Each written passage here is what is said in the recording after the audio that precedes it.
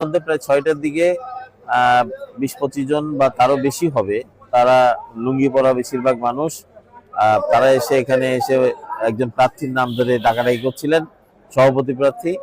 তখন আমাদের সোহাগ দেওয়ান, আমাদের মেম্বার রাজু, তারা বলতেছে যে আপনারা কোত্থেকে আসছেন, কোত্থেকে আসছি সেটা বলতে হবে। এইভাবে তর্ক বিতর্কে তারা প্রথমে জড়ায় পড়ে। এরপরে আমি এগিয়ে এসে বললাম যে আপনারা প্রেস ক্লাবের অভ্যন্তরে এসে এভাবে কথা বলা আপনাদের ঠিক না। এটা একটা মর্যাদার জায়গা, এটা একটা খুলনার মানুষের আস্থার জায়গা।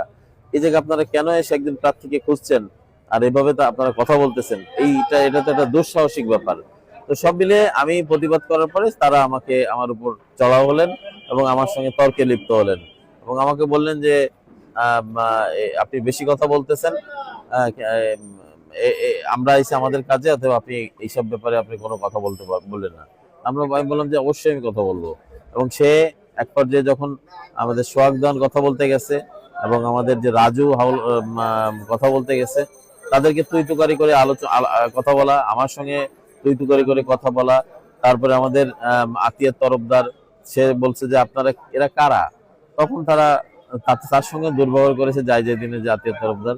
তো সমস্যারে যখন আমরা সবাই প্রতিবাদ করছিলাম, এর মধ্যে আমাদের পারভেজ মোহাম্মদ ভাই, একজন সিনিয়র সাংবাদিক, তিনি কপিলমুনি থাকেন, উনি উঠে বললেন যে ভাই আপনারা ক্লাবের বাইরে যান। তখন তাদেরকে বুঝাই বাইরে নিয়ে যাওয়া হলো এবং তখন আমরা এখানে পরবর্তীতে সব সাংবাদিকরা প্রতিবাদ শুরু করলো এবং তারা সাধারণ সাংবাদিকরাই এই আচরণটা দেখেছে। আমার বন্ধু শাওন, আমার দেশ পত্রিকার যে ব্যুরো প্রধান, সেও ছিল এবং সেও প্রতিবাদ করেছে এবং সে তীব্র নিন্দা জানিয়েছে, যেহেতু সে ফেডারেল সাংবাদিক ইউনিয়নের ভাইস প্রেসিডেন্ট হিসেবে দায়িত্ব পালন করছে।